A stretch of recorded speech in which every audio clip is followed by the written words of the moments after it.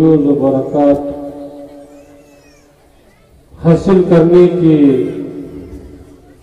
ان کی صحبت کو اپنی غنیمت سمجھتے ہیں، اور جو اللہ والے دنیا سے رخصت ہو جاتے ہیں تب بھی ان کی یاد مناتے ہیں، ان کی سیرت کا ذکر کرتے ہیں، ان کے کردار کا ذکر کرتے ہیں، ان کے تقوی اور پرہیزگاری کا ذکر کرتے ہیں۔ ابھی آپ حضرات نے حضرت علامہ مولانا مفتی محمد محمود اشرف صاحب کی زبانی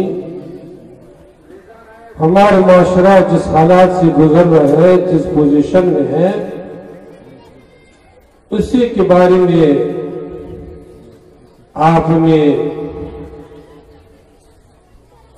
ذکر فرمایا، اور اسلام کو صرف نماز کا نام نہیں، اسلام روزے کا نام نہیں، اسلام صرف زکوٰۃ دینے کا نام نہیں، اسلام صرف حج کرنے کا نام نہیں، بلکہ اسلام زندگی کی ہر لمحات کو کیسے گزارنا ہے، زندگی کے ہر لمحات کو کہاں گزارنا ہے، کیسے گزارنا ہے، اسلام اسی چیز کا نام ہے۔ سبحان اللہ، سبحان اللہ۔ ہم لوگ تو اسلام کو یہ سمجھ لیں کہ نماز پڑھ لیا تو ہو گیا، روزہ رکھ لیا تو ہو گیا، زکوٰۃ دے دے تو ہو گیا، باقی ہم لوگ کچھ بھی کرے تو ہم کو آزادی ہے۔ ایسے نہیں، اللہ کے رسول ارشاد فرماتے ہیں کہ یہ میری امت، یہ میرے ماننے والوں، اگر تم دو چیزوں کی ضمانت دو گے، دو چیزوں کی حفاظت کریں گے دنیا میں، زندگی میں، تو میں تمہیں جنت کا ضمانت دیتا ہوں۔ سبحان اللہ، سبحان اللہ۔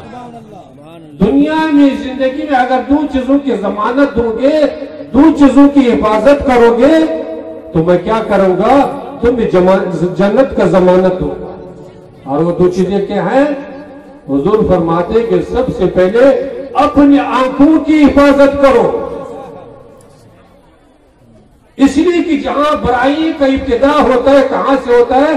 آنکھوں سے شروع ہو جاتی ہے۔ سب سے پہلے برائی اگر شروع ہوتی ہے تو کہاں سے شروع ہوتی ہے؟ آنکھوں کے لگانے سے، آنکھوں کے ملانے سے برائی شروع ہو جاتی ہے۔ تو اگر شروع میں اس آنکھوں کو علاج کریں گے، آنکھوں کو بچا کر کے رکھیں گے، تو اب برائی سے بچ جائے گا۔ اس لیے حضور فرماتے ہیں کہ سب سے پہلے کس چیز کا ضمانت ہو؟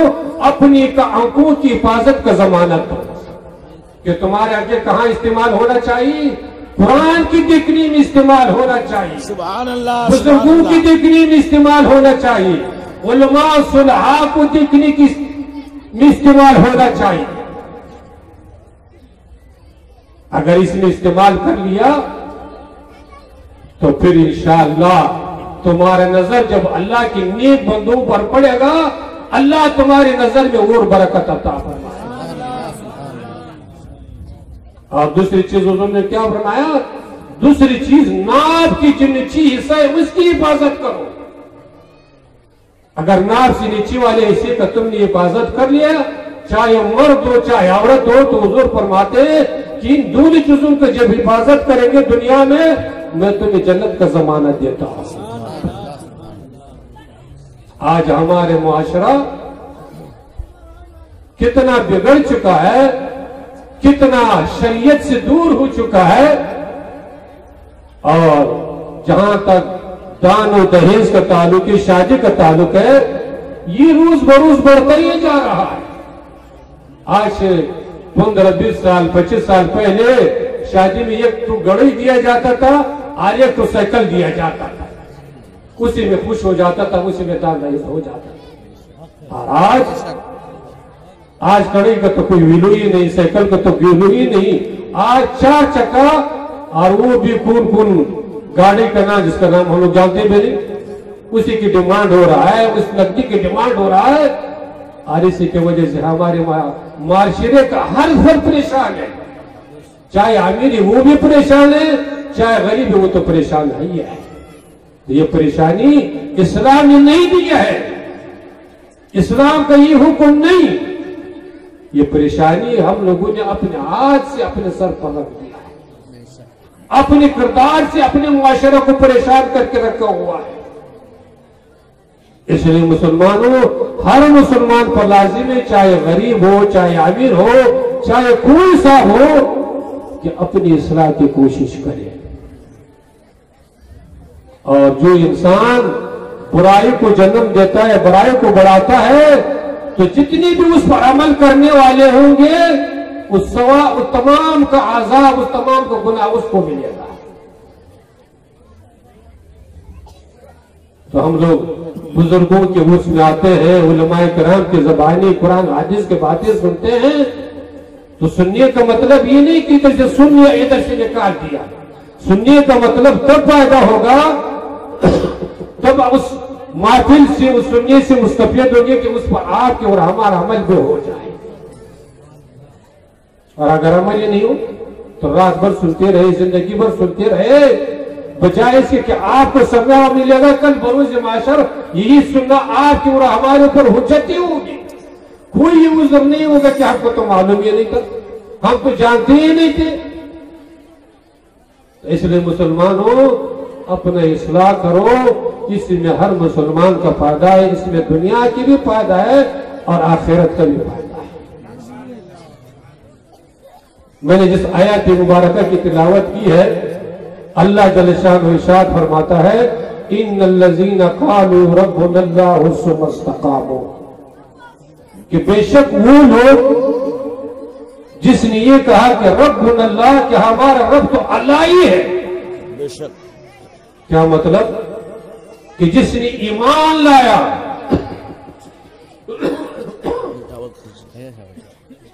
جس نے ایمان لایا، جس نے کہا کہ میرا رب تو اللہ ہی ہے، ثم استقاموا، پھر اس پر قائم و دائم رہے. کوئی بھی مصیبت آیا، کوئی بھی تکلیف آئی، کوئی بھی پریشانی آئی، کوئی بھی ظالم اس پر مسلط ہو گیا، دنیا کا لالچ ملا، دنیا دولت کا لالچ ملا، ظالم اس پر مسلط ہو گیا، لیکن کسی حال میں ایمان سے پھرا نہیں، ایمان کو نہیں چھوڑا، تو کیا ہوگا؟ ان الذین ربنا اللہ ثم استقاموا تتنزل علیہم الملائکہ، کہ جس نے کہا کہ ہمارے رب ایمان لایا، ثم استقاموا، پھر اس پر قائم و دائم رہے اور اسی پر اس کی زندگی گزری، تتنزل علیہم الملائکہ، اللہ جل شانہ کی طرف سے اس پر رحمت کی فرشتوں کا نزول ہوگا. سبحان اللہ، سبحان اللہ. دنیا میں بھی ہوگا، دنیا میں بھی اللہ جل شانہ کو قرب نصیب ہوگا، دنیا بھی اللہ کے ولی بنے گی، دنیا میں بھی اللہ تعالیٰ اس کو اپنی عزت سے نوازے گا، اور جب دنیا سے رخصت ہو جائے تب بھی اس کے قبر پر پھولوں کی بارش ہوگی. تتنزل علیہم الملائکہ اللہ تخافوا ولا تحزنوا وابشروا بالجنہ، آگاہ ہو جاؤ، اس کے لیے نہ کوئی خوف ہے نہ کوئی غم ہے، اور اس کو جنت کی خوشخبری سنا دو. کیا مطلب ہوا؟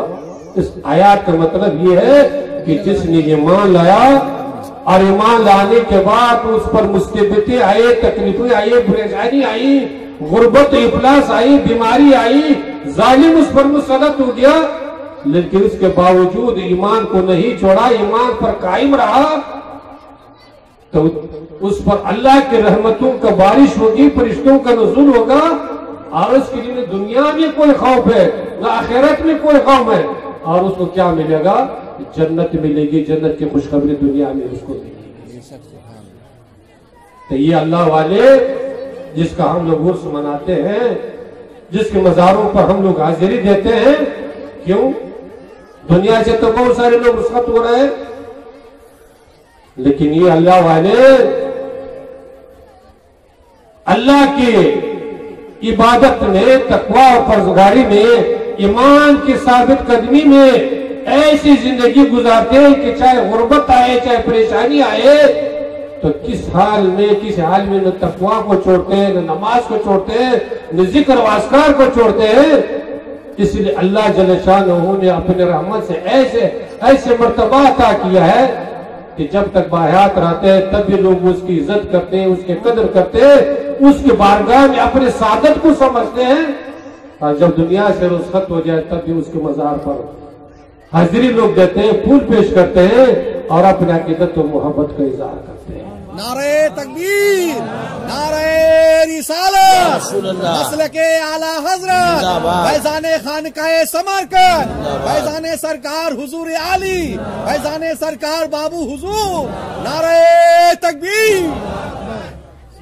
اس لیے مسلمانوں، یہ عقیدت کا محبت کا مطلب یہ نہیں کہ صرف اگر بتی جلا دیا، چادر پیش کر دیا، نذرانہ دے دیا تو اس کے بعد آپ کی عقیدت و محبت مکمل ہو گئی، بلکہ عقیدت و محبت کا مطلب یہ ہے کہ ہم لوگ اللہ والوں کی سیرت کو سن کر کے، اس کے کردار کو سن کر کے، اس کی تقویٰ اور پرہیزگاری کو سن کر کے ہم لوگ بھی کیا کریں، اس پر عمل کرنے کی کوشش کریں۔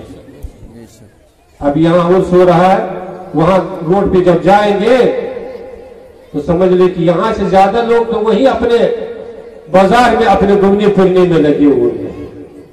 یہ کوئی عقیدت و محبت نہیں۔ اگر عقیدت و محبت ہوتی تو یہاں اس کو محفل میں آنا چاہیے، قرآن و حدیث کی باتوں کو سننا چاہیے، سبحان اللہ، سبحان اللہ، تب یہ عقیدت و محبت ہے۔ اس لیے ہم لوگ جہاں ایسے محفلوں میں جاتے ہیں تو کوشش کرنی چاہیے کہ وہ علماء کرام کے بیانات کو سن کر کے اس میں بیٹھ کر کے ادب و احترام کا مظاہرہ کر کے تو انشاءاللہ العزیز اللہ جل شانہ آپ کو آنے میں بھی ثواب دے گا، جانے میں بھی ثواب دے گا، اور جب تک یہاں سنتے رہیں گے تب بھی آپ کی نیکیوں میں اضافہ ہوتا رہے گا۔ اور یہی ہمارے عروس کا مقصد یہی ہے کہ ہم لوگ اللہ والوں کی زندگی کو سن کر کے، سمجھ کر کے اس پر کیا کریں، عمل کرنے کی کوشش کریں۔ یہی اس کا مقصد ہی اصل یہ ہے، گوش بات کوئی مقصد نہیں۔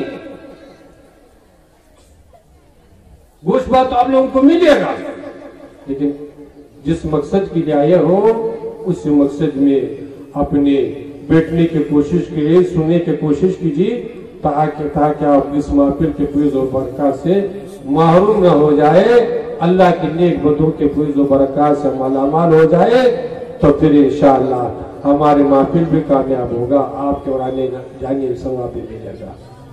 اللہ کے رسول ارشاد فرماتے ہیں المرء مع من احبہ، کہ ہر شخص کا بروز معاشر اسی کے ساتھ حشر ہوگا جس کے ساتھ وہ دنیا میں محبت کیا کرتا ہے۔ بے شک، سبحان اللہ۔ دنیا میں جس کی محبت جس کے ساتھ ہوگی کل بروز معاشر اسی کے ساتھ حشر ہوگا۔ اگر دنیا میں آپ کی محبت اللہ والوں کے ساتھ ہو، بزرگوں کے ساتھ ہو، علماء کے ساتھ ہو، صلحاء کے ساتھ ہو، بزرگوں کے ساتھ ہو، تو دنیا میں بھی انشاءاللہ فیض و برکات ملے گی، لیکن کل بروز معاشر اسی کی جماعت میں آپ کے حشر بھی ہوگا۔ اگر دنیا میں آپ کی محبت بدماشوں کے ساتھ ہو، گنڈوں کے ساتھ ہو، نیتاؤں کے ساتھ ہو، تو پھر کل بروز معاشر آپ کا حشر اسی کے ساتھ ہوگا۔ اس لیے نیک لوگوں کے صحبت میں بیٹھے، نیک لوگوں کے تذکرے کو سنیے، ذکر کو سنیے، اور ادب کے ساتھ، احترام کے ساتھ بیٹھے، تو پھر انشاءاللہ اللہ نے چاہا آپ کے بیٹھنے میں بھی ثواب ملے گا، آنے اور جانے میں بھی ثواب ملے گا۔ اللہ جل شانہ آپ کو اور ہم کو، ہر مسلمان کو اللہ کی نیک بندوں سے، ولیوں سے، بزرگوں سے سچی عقیدت و محبت نصیب فرمائے، اور یہ چند دنوں کی زندگی جو آپ کو اور ہم کو نصیب ہوا ہے، اللہ اس زندگی کو نیک کاموں میں، نماز میں، روزے میں، تلاوت میں اور ذکر اذکار میں گزارنے کی توفیق عطا فرمائے۔ اور جب آخری وقت ہے، اللہ تعالیٰ ہر مسلمان کا، ہر مومن کا ایمان پر خاتمہ نصیب فرمائے۔ کہ دنیا تو سب کو چھوڑ کے جانا ہی ہے.